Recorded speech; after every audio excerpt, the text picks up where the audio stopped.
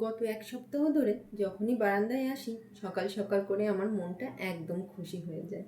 এই যে ছোট্ট ছোট্ট টাইম ফুলগুলো ফুটছে, প্রতিদিন ফুটে জানেন, এত ভালো লাগে দেখলে। আর এই যে মিষ্টি আলু গাছটা দেখেছেন, একদম ছোট্ট ছিল, আপনাদেরকে দেখিয়েছিলাম, সেও কিন্তু এখন খুব বড় হয়ে গিয়েছে। এই যে দুইটা গাছ দেখালাম, এই দুইটা গাছে কিন্তু তেমন কোনো যত্ন লাগে না, শুধু নিয়ম করে যদি একটু জল দেওয়া হয়, যখন গাছের গোড়া শুকিয়ে যায় তাহলেই কিন্তু এরা সুন্দরভাবে বেঁচে থাকে। আজ আমার রান্নাঘরে একটা নতুন জিনিস রান্না হবে জানেন। আজকে আমি রান্না করব কচু শাকের পাতা বাটা। শাকটা আমার একদম কমই খাওয়া হয়, মানে আমাদের বাসায় শাক আসেই ভীষণ কম। তার পিছনে অবশ্য একটা কারণ আছে। আমার হাজব্যান্ডের কিছু হেলথ ইস্যুস আছে, যার কারণে ওর অনেক খাওয়ারে রেস্ট্রিকশন আছে। তো ওর যেহেতু শাক খাওয়া নিষেধ, সেহেতু বাসায় তেমন শাকটা আনা হয় না, কারণ বাচ্চারও তো তেমন আর শাক পছন্দ করে না। আর আমার একার জন্য এত কষ্ট আমার করতে ইচ্ছা করে না, সত্যি কথা যেটা।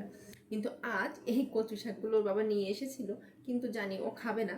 তাই আমি ভাবলাম যে আমার একার জন্যই যেহেতু করতে হবে, তাহলে আজকে কচু শাকের পাতা বাটাই করে ফেলি। আর সাথে করব আলু পটল দিয়ে একদম পাতলা পাতলা রুই মাছের ঝোল।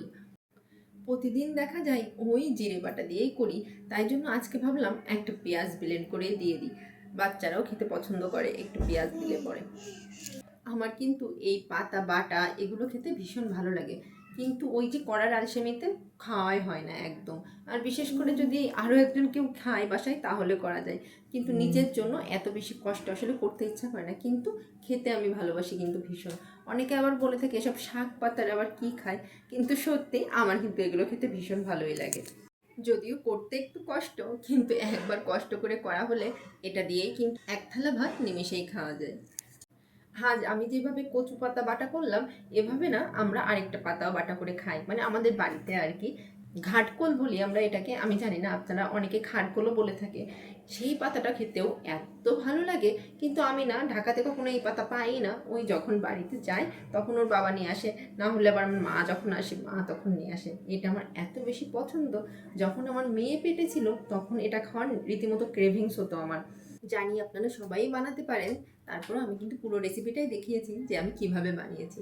হয়তো কেউ একটু অন্যভাবেও বানান, আবার অনেকে কিন্তু চিংড়ি মাছও ব্যবহার করে, আমি দেখেছি, সেটা খেতেও আরও মজার হয়, তাই না?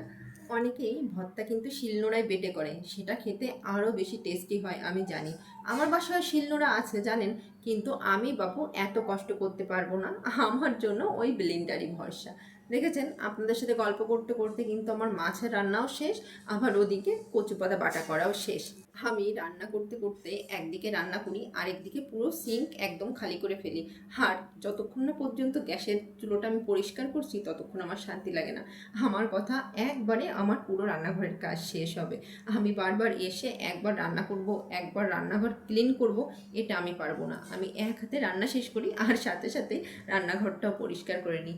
এতে মনে হয় আমার কাজটা অনেকটা এগিয়ে থাকে। তো রান্না বাড়া শেষ করে ফেলেছি, এখন যাব চটপট করে বাচ্চাদেরকে আগে খাইয়ে নেব। ছেলেটাও অস্থির হয়ে গিয়েছে, তাকে খাওয়াতে হবে, তার খিদে পেয়ে গিয়েছে।